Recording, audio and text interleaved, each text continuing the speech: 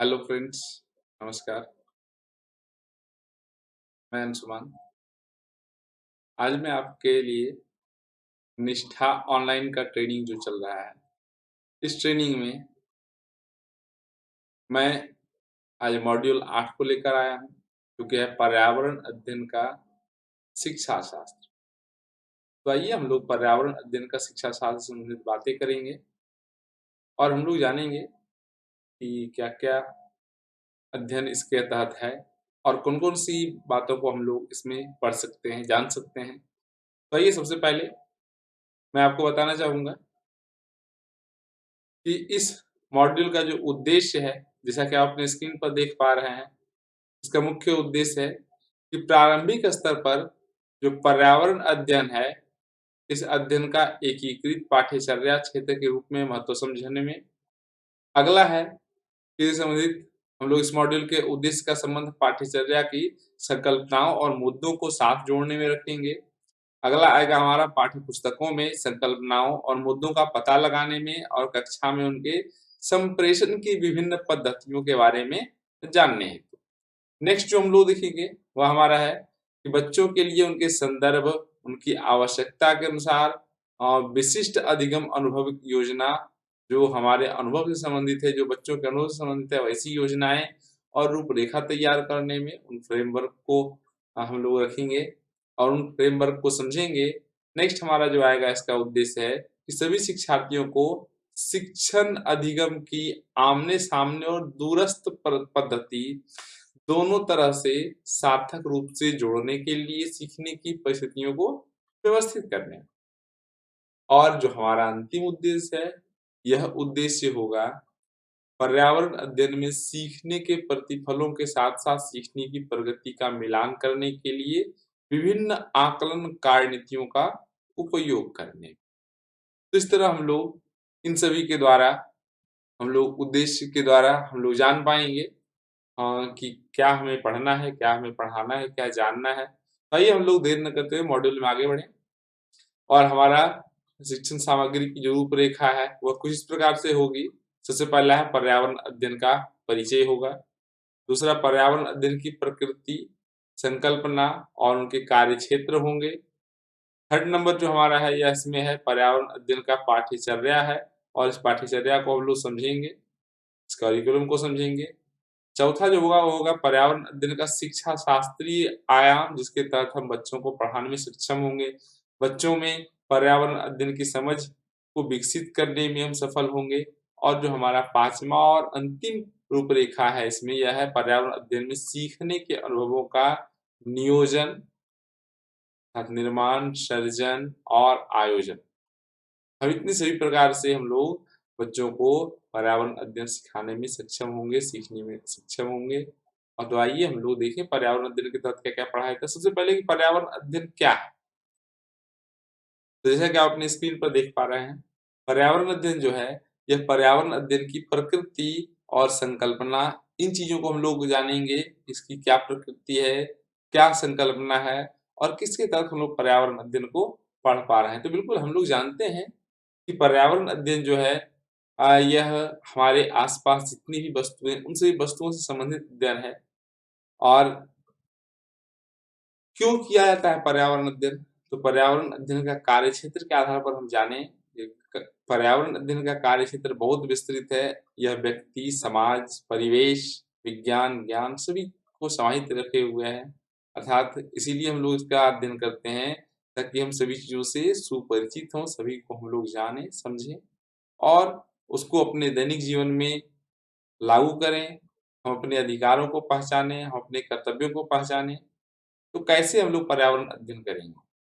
पर्यावरण अध्ययन के 2 आयाम होते हैं। पहला है पर्यावरण अध्ययन की पाठ्यचर्या, इसके तहत पाठ्यचर्या किस प्रकार से होनी चाहिए? तो बिल्कुल बाल केंद्रित होनी चाहिए ताकि चाइल्ड जो है वो अच्छे से समझ पाएँ, अर्थात चाइल्ड सेंटर्ड होनी चाहिए। नेक्स्ट जो हमारा पॉइंट नंबर 2 आता है, यह बिल्कुल व्याख्यातित होना चाहिए, एक्सप्लेन्ड होना चाहिए ताकि बच्चों को अधिक से अधिक और ज़्यादा बेहतर तरीके से समझ में आ सके। इसी के साथ-साथ हम लोग आगे चलते हैं और हम लोग जानेंगे कि पर्यावरण अध्ययन जो है यह अंतर विषयक है। एक विषय नहीं, इसमें कई विषयों का यह मिश्रण है और उन सभी का अध्ययन हम लोग इसके तहत करते हैं, तो हम लोग इसे अंतर विषयक के रूप में जानते हैं। अच्छा, इसका शिक्षा शास्त्रीय आयाम देखेंगे जिसके तहत हम बच्चों को पढ़ा पाएँ। तो सबसे पहले बाल केंद्रित हो, उसके पहुँच से संबंधित हो, मतलब उसके पहुँच में हो, और जो इसमें कार्यनीतियाँ जितनी भी हों, वह बच्चों के लिए यानी बच्चों को ध्यान में रखकर तैयार किया, ताकि बच्चे इंटरेस्टिंग तरीके से इसे पढ़ सकें। इसके जो संदर्भित संसाधन हैं, जो अनुभव हैं, वो सभी बच्चे अपने घरों से सीख कर आते हैं, अपने आस-पास से सीख कर आते हैं। तो उन्हीं संसाधनों के आधार पर, उनके अनुभव के आधार पर इस ज्ञान को हम बढ़ाने का कोशिश करते हैं और इस ज्ञान को हम लोग बच्चों तक पहुँचाते हैं। अगला है शिक्षा शास्त्रीय आयाम का जो तीसरा आयाम है, यह कि शिक्षण अधिगम के साथ एकीकृत मूल्यांकन की व्यवस्था हो। हम इसे इंटीग्रेटेड रूप से मूल्यांकन कर सकें, बच्चों को आसानी से समझा सकें और बच्चों से हम लोग किस प्रकार से उनकी जितनी भी वहाँ पॉइंट्स हैं, सभी पॉइंट्स को हम उनसे कैसे हम प्राप्त करते हैं, वो क्या जानते हैं, इसका मूल्यांकन सही तरीके से कैसे करते हैं। तो हम लोग इस प्रकार से पर्यावरण अध्ययन को बच्चों के बीच लागू कर सकते हैं, ताकि वे बच्चे बड़े होकर वह कोशिश करें कि मतलब इस तरह से तैयार कर किया जाए बच्चे को कि बच्चे बड़े होकर अपने अधिकार, अपने कर्तव्य, अपने जो कार्य विधि है, इन सबों को जान पाएँ, इन सबों से संतुष्ट रहें। तो आइए हम लोग चलते हैं। जो आपका मॉड्यूल है, मॉड्यूल में हमारा एक चैप्टर है, बल्कि एक मॉड्यूल का एक भाग है, एक संभाग है और उस संभाग का नाम है पर्यावरण अध्ययन का कार्यक्षेत्र। तो आइए हम लोग पर्यावरण अध्ययन के कार्यक्षेत्र में देखें, वहाँ कुछ ऐसे प्रश्न हैं, जिन प्रश्नों को हम लोग देख पाएँगे। सबसे पहला गतिविधि 1, इसमें अपनी समझ की जाँच करें हैं। इसमें जो भी प्रश्न आएँगे, उन प्रश्नों को हम लोग सही या गलत में इसका सही जवाब देंगे। तो ये सबसे पहला जो हमारा प्रश्न है वो क्या आता है? दिया गया है चित्र 1 में दिए गए सभी विषय पर्यावरण अध्ययन से जुड़े हुए हैं। वहाँ एक चित्र दिया हुआ है। हम लोग मॉड्यूल में देखेंगे, कौन-सा मॉड्यूल? तो पर्यावरण अध्ययन का कार्यक्षेत्र वाला मॉड्यूल। और इस मॉड्यूल में देखेंगे क्या उसमें जितनी भी है सभी पर्यावरण अध्ययन से जुड़े हैं, तो बिल्कुल उसमें जितनी भी है दिए हुए सभी इस पर्यावरण अध्ययन से जुड़े हैं। यहाँ हम लोग सही का निशान लगाएँगे। इसके पश्चात हम लोग आएँगे दूसरे प्रश्न पर। हम लोग जब नेक्स्ट करेंगे, आप ध्यान दे रहे होंगे, यहाँ एक एरो है, इस एरो को हम लोग जब क्लिक करेंगे तो नेक्स्ट हो जाएगा और जब हम नेक्स्ट कर पाएँगे, तो हमारे पास जो अगला प्रश्न आएगा वो इस प्रकार से आएगा, केवल सामाजिक विज्ञान और राजनीतिक विज्ञान ये दोनों क्या पर्यावरण अध्ययन से जुड़े विषय हैं? तो नहीं, सामाजिक विज्ञान हो, राजनीतिक विज्ञान हो या इसके साथ-साथ जो हमारे आस-पास के विज्ञान है, हमारे आस-पड़ोस जितनी भी चीज़ें हैं, हमारा कल्चर है, हमारा समाज, हमारा परिवार, हम स्वयं, हमारा जो जीव विज्ञान है, यह भी हमारे पर्यावरण अध्ययन से जुड़ा हुआ है। हम किस प्रकार से जीवों से रिलेटेड हैं। अर्थात आपका कहना कि सामाजिक विज्ञान और राजनीतिक विज्ञान ही पर्यावरण अध्ययन से जुड़े विषय हैं, गलत है। साथ ही हम लोग गलत में सही का निशान लगाएँगे, मतलब गलत को हम लोग क्लिक करेंगे, यह पूरा ब्लॉक आपका, ये जो आप ब्लॉक यहाँ देख पा रहे हैं, इस ब्लॉक का रंग बदल जाएगा और तुरंत ये नीला हो जाएगा। जैसे नीला हो गया इसका मतलब ओके हो गया। फिर हम लोग यहाँ ओके का बटन दबाएँगे, एरो को आगे बढ़ेंगे क्वेश्चन में और आगे बढ़ने के बाद हमारा जो दूसरा प्रश्न होगा वो अगला ये है कि स्वास्थ्य, शिक्षा, पर्यावरण अध्ययन में एक विषय के रूप में शामिल है। बिल्कुल शामिल है, क्योंकि उसमें स्वास्थ्य भी शामिल होना चाहिए। तो यहाँ हम लोग सही जो है इसको क्लिक करेंगे और तत्पश्चात नेक्स्ट जाने पर हम देखेंगे इसमें जो आपको दिया गया है गतिविधि, इस गतिविधि का सबसे लास्ट प्रश्न है कि पर्यावरण अध्ययन कला, शिक्षा, गणित और भाषा से संबंधित नहीं है। तो बिल्कुल पर्यावरण अध्ययन जो है कला शिक्षा से भी संबंधित है, गणित से भी संबंधित है, भाषा से भी संबंधित है। कक्षा 1 और 2 में तो हम लोग देखेंगे भाषा और गणित के रूप में ही पर्यावरण अध्ययन करवाया जाता है। अर्थात यह कथन जो है हमारा गलत है। इस प्रकार से हम लोग नेक्स्ट आएँगे।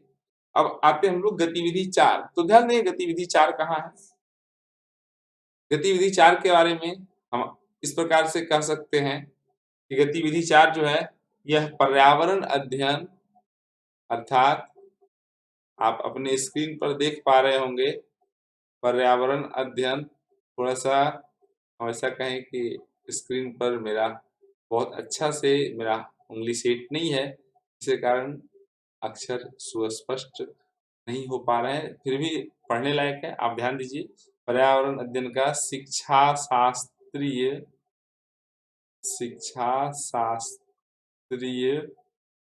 आयाम, इसको आप देख पा रहे होंगे। तो पर्यावरण का शिक्षा शास्त्रीय आयाम जो है, इसमें आपका गतिविधि 4 मिलेगा। इसमें भी अपनी समझ की जांच करे हैं। आइए हम लोग देखें उसमें किस प्रकार से प्रश्न है। सबसे पहला प्रश्न है कि जल संसाधनों में पीने योग्य और न पीने योग्य दोनों जल होते हैं। तो हम लोग जानते हैं समुद्र में खारा जल होता है जिसे पिया नहीं जाता है, जबकि समुद्र भी एक जल संसाधन है। और हमारे नदियों में मीठा जल होता है जिसे हम पी सकते हैं। तो दोनों प्रकार के जल होते हैं, पीने योग्य भी होते हैं जो कि मीठा जल है, और न पीने योग्य भी होते हैं जो कि खारा जल है। इस प्रकार से यह जवाब सही है इसका, तो यहाँ क्लिक करेंगे और नेक्स्ट जवाब पर जाएंगे, नेक्स्ट प्रश्न पर जाएंगे। नेक्स्ट प्रश्न है कि जल संग्रहण इकाइयां केवल मानव निर्मित होती है। तो हम लोग बात करें तालाब, हम लोग बात करें नदी, महासागर, इस तरह से बहुत सारे हैं। तो ये सभी मानव निर्मित नहीं है, अर्थात हम लोग कह सकते हैं कि यह जो कथन है, यह कथन गलत है। यह मानव निर्मित नहीं, यह इकाई जो है मानव निर्मित के साथ साथ प्राकृतिक भी होता है। नेक्स्ट हम लोग देखेंगे, इसके जस्ट बाद हमारा जो अगला प्रश्न आता है, उस प्रश्न में है कि सभी जल भंडारण इकाइयां जल संसाधन भी है। तो जल भंडारण के लिए हम लोग छोटे मोटे बर्तनों का उपयोग भी करते हैं। क्या बर्तन जल संसाधन हो सकता है? तो नहीं हो सकता है, यह केवल जल भंडारण इकाई है। अर्थात हम कह सकते हैं कि यह कथन जो है गलत है। जितनी भी जल भंडारण इकाइयां हैं जल संसाधन नहीं है। तो हम लोग यहाँ गलत पर क्लिक करेंगे। नेक्स्ट हम लोग आगे बढ़ेंगे, प्रश्न में हमारा आएगा प्रश्न कि जल संसाधन प्राकृतिक और मानव निर्मित दोनों है। तो बिल्कुल प्राकृतिक भी है, मानव निर्मित भी है, इसलिए यहाँ हम लोग सही पर क्लिक करेंगे और फिर से हम लोग आगे बढ़ेंगे।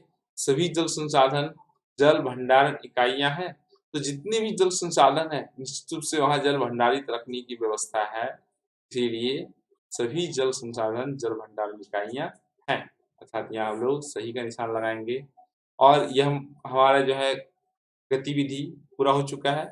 और अब हम लोग आते हैं प्रश्नोत्तरी वाले भाग में। आप जैसा कि देख पा रहे हैं अपने स्क्रीन पर, और आप अभी तक जितने भी मॉड्यूल को आपने सफलतापूर्वक पार किया है, सभी मॉड्यूल में आप देख पा रहे होंगे जब हम प्रश्नोत्तरी, जिसमें कि हमारे कुल 10 प्रश्न होते हैं, इन 10 प्रश्नों का जब हम जवाब दे देते हैं और 10 में 10 हमारे पूरे आ जाते हैं, हमारा 100% पार कर जाता है मॉड्यूल, तब कहीं जाकर हमें सर्टिफिकेट की प्राप्ति होती है। तो उसके लिए हम लोग इस प्रश्नोत्तरी में आगे बढ़ते हैं और इस प्रश्नोत्तरी में आगे बढ़ने के पश्चात हम देखते हैं क्या क्या है।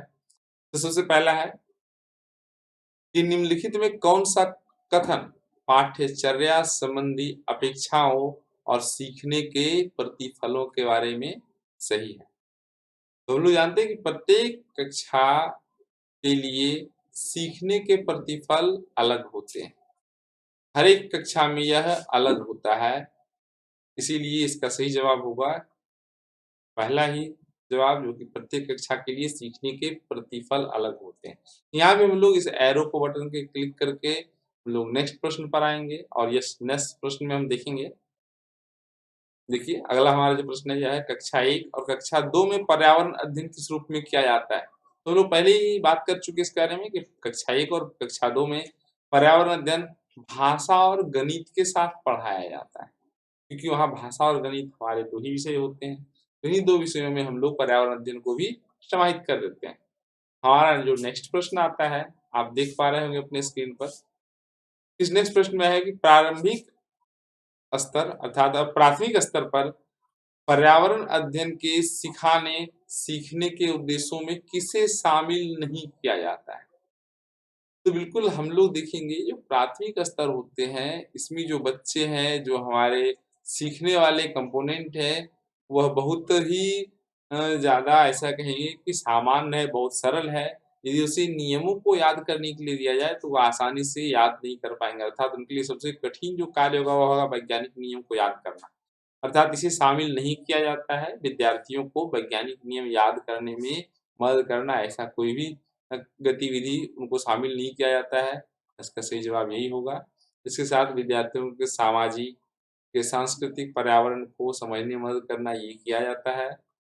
नेक्स्ट हम लोग देखना चाहेंगे कि शिक्षार्थियों को उनके भौतिक पर्यावरण को समझने में मदद करना यह भी किया जाता है। शिक्षार्थियों को उनके परिवेश को जागरूक करना और महत्व बताना यह भी किया जाता है। तो हम लोग सबसे पहले बोलेंगे कि इसका जो सही जवाब है यह है कि विद्यार्थियों को वैज्ञानिक नियम याद करने में मदद करना, यह नहीं है।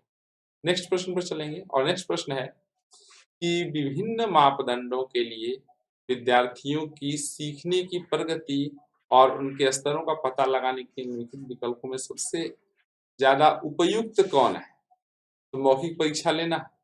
नहीं, मौखिक परीक्षा से उनके कई ऐसी भावनाएँ जो होती है वह खुलकर नहीं आती है सामने, अर्थात यह सही जवाब नहीं हो सकता है।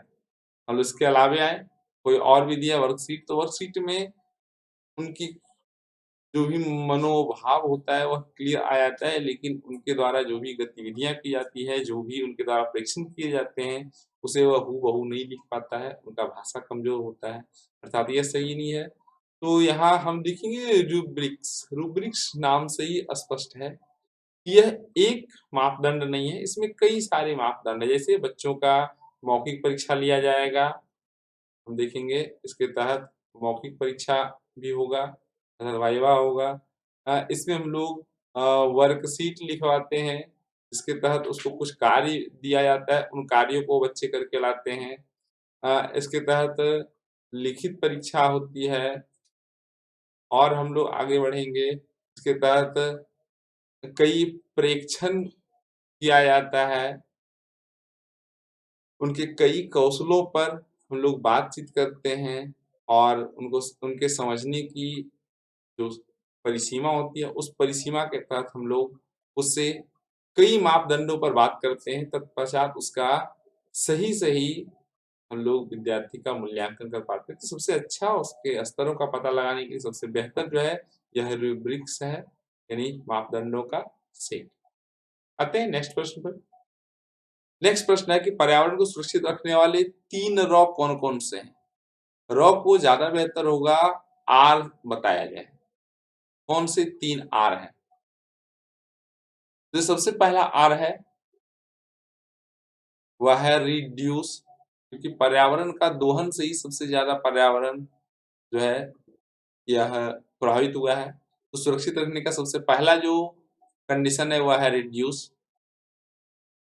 हमारा दूसरा है, यह है जो वस्तु हम लोग यूज़ कर रहे हैं उसका फिर से उपयोग किया जाए, अर्थात रीयूजेबल वस्तु रखें। तो रीयूज, जैसे हम लोग कुछ डिस्पोजल यूज़ करते हैं जो एक बार में फेंक देते हैं और ऐसा होता है कि वह हमारे पर्यावरण में कुछ कूड़े के रूप में, कुछ कचरे के रूप में जमा हो जाते हैं।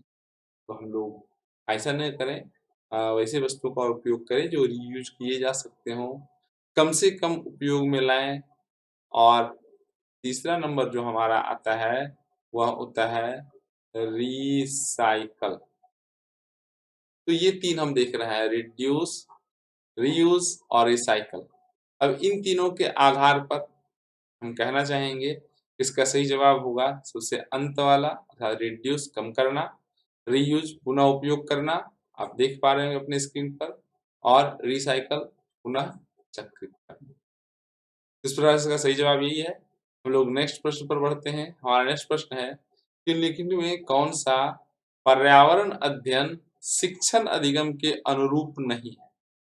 सर, पर्यावरण अध्ययन में जो शिक्षण अधिगम होता है उसके अनुरूप कौन सा नहीं है?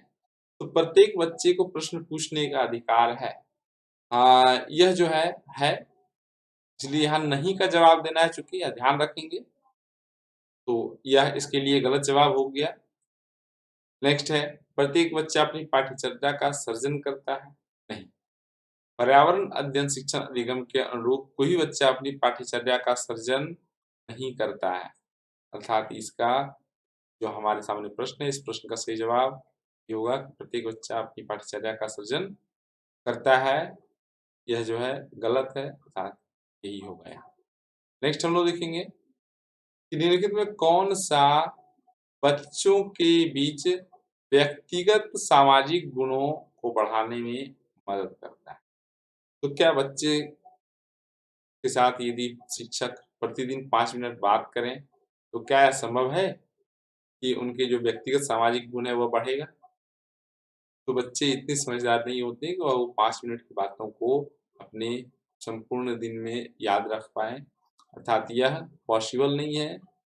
बहुत हद तक ये समझदार बच्चों के साथ थोड़ा लाभकारी हो सकता है, परंतु जो बच्चे समझदार नहीं हैं, जो बच्चे अभी नए हैं, उन बच्चों के लिए हम इसे लागू नहीं कर सकते, कौन के बच्चों के लिए लागू नहीं कर सकते। तो आ जाएँगे हम लोग अगला ऑप्शन में। अगला ऑप्शन जो हमारा है वह है कि कक्षा में सहयोगी और सहकारी रूप से सीखने को बढ़ावा देना।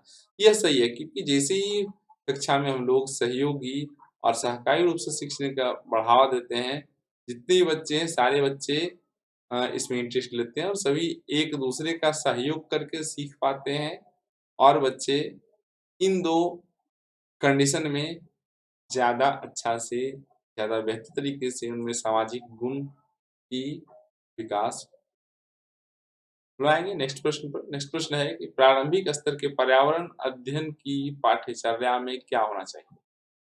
तो शब्दों की पूर्ण रूप से सही परिभाषा पर अधिक जोर दें। यह सही नहीं है क्योंकि सही परिभाषा जो है बच्चों के भाषा ज्ञान पर आधारित होता है, जो कि पर्यावरण अध्ययन के तहत नहीं रखना चाहिए कि प्रत्येक बच्चे की भाषा ज्ञान का एक अपना स्तर होता है, अर्थात हम सही परिभाषा यानी किसी परिभाषा को फिक्स नहीं कर सकते हैं। अगला आते हैं केवल पाठ्य पुस्तक में संकल्पनाओं की पूरी व्याख्या पर ध्यान केंद्रित करें, क्योंकि ऐसा हो सकता है कुछ संकल्पनाएँ जो बच्चे देख कर नहीं आए हैं, जो उनके संज्ञान में नहीं है, यदि उनका हम पूरा व्याख्या करें तो वह बच्चा उस पर अपने आप को केंद्रित नहीं कर पाएगा और उसे पूर्ण रूपेण समझ में नहीं आएगा। तो उसे हम लोग उनके परिवेश के आधार पर जोड़कर बताते हैं, अर्थात ये सही जवाब नहीं है। अगला है कि अध्याय के अंत में अधिक अभ्यास प्रश्न शामिल करें। अधिक अभ्यास प्रश्न शामिल करने से बच्चे में पर्यावरण अध्ययन की जो मतलब गुण विकसित हो रहा है, पर्यावरण अध्ययन करने का जो उसका प्रवृत्ति विकसित हो रहा है, यह नहीं होगा। बल्कि सबसे अच्छा और सबसे बेहतर जो जवाब है उसका यह है कि आस-पास की चीज़ों की पड़ताल करने के अवसर उपलब्ध करवाए जाएँ, ताकि बच्चे अपने जितनी भी परिवेश की चीज़ें हैं, उन परिवेश की चीज़ों को, उन परिवेश के संदर्भों को समझ पाएँ और याद रख पाएँ और वह उनके अध्ययन को कर पाएँ। तो यह हमारा सही जवाब होगा और इसी के साथ हम लोग पहुँचते हैं अगले प्रश्न में कि पर्यावरण अध्ययन जिसे बढ़ावा नहीं देता है, कौन-सा ऐसा है? तो करके सीखना इसे बढ़ावा देता है। अगला है परिभाषाओं को याद रखना। बिल्कुल, पर्यावरण अध्ययन जो है परिभाषाओं को याद रखना इसे बढ़ावा नहीं देता है। क्यों? क्योंकि परिभाषाओं को याद रखना ज़्यादा ऑड है और किसी के लिए भी सुसंगत परिभाषा उनके भाषा ज्ञान पर आधारित होता है, जो सभी के लिए अलग-अलग हो सकता है। अर्थात यह सही नहीं है, इसे पर्यावरण अध्ययन बढ़ावा नहीं देता है। तो हमारा जवाब यही होगा। नेक्स्ट जो हमारा प्रश्न है, आप ध्यान दे रहे होंगे, यह प्रश्न जो है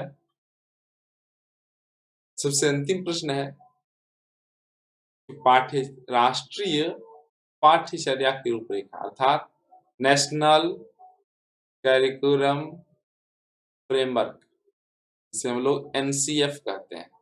तो यह जो एनसीएफ है, इसके अनुसार पर्यावरण अध्ययन के लिए कौन-सा वाक्यांश सही है? तो हम लोग कहेंगे कि एनसीएफ के लिए जो पर्यावरण अध्ययन का वाक्यांश है, देखिए नीचे सबसे पहला है पर्यावरण अध्ययन को केवल पर्यावरण की संकल्पनाओं पर केंद्रित करना चाहिए। बिल्कुल, हम केंद्रित यदि केवल पर्यावरण अध्ययन के लिए केवल हम लोग पर्यावरण की संकल्पना पर केंद्रित रहते हैं, तो संपूर्ण पर्यावरण अध्ययन को नहीं किया जा सकता है क्योंकि बहुत सारी ऐसी बातें हैं जो इसमें समाहित नहीं होती। अर्थात हम लोग इसके अलावे आएँ दूसरा, पर्यावरण अध्ययन की प्रकृति एकल विषयक है। हम लोग जानते हैं कि पर्यावरण अध्ययन में कई विषय शामिल हैं, कई संदर्भ शामिल हैं, अर्थात ये एकल विषयक नहीं है, यह अंतर विषयक या बहुल विषयक है। तो हम लोग ऐसा कह सकते हैं पर्यावरण अध्ययन की प्रकृति अंतर विषयक है, जिसमें कई विषय हैं और यही सही जवाब होगा, अर्थात इसमें हम लोग इस ऑप्शन को क्लिक करेंगे और यही हमारा सही जवाब होगा। तत्पश्चात हम लोग देखेंगे कि हमारा जो जवाब है, जो 10 प्रश्न है, 10 प्रश्न का सही जवाब हो चुका है। और हम लोग अब कहेंगे साथियों, यदि आपने हमारी वीडियो को अभी तक पूरा देखा और वीडियो को पूरा देखने के बाद आप अपने मॉड्यूल को पूरा कर पाए हैं, तो सबसे पहले इसे लाइक कर दें। और यदि आप अभी तक हमारे चैनल को सब्सक्राइब नहीं किए हैं, या हमारा चैनल है अंशुमान द एजुकेशनल फैसिलिटेटर, यदि आपने अभी तक हमारे चैनल को सब्सक्राइब नहीं किया तो सबसे पहले जाएं, इसे सब्सक्राइब करें और दोस्तों अपने साथियों तक भी इसे शेयर करें, ताकि आपके साथी इस वीडियो को देखें और अधिक से अधिक आपके साथी भी इससे फ़ायदा प्राप्त कर सकें। हम लोग यहीं तक आज इस वीडियो में रखते हैं, और फिर अगले वीडियो में हम लोग एक नए मॉड्यूल के साथ, एक नए कंडीशन के साथ उपलब्ध होंगे। तब तक के लिए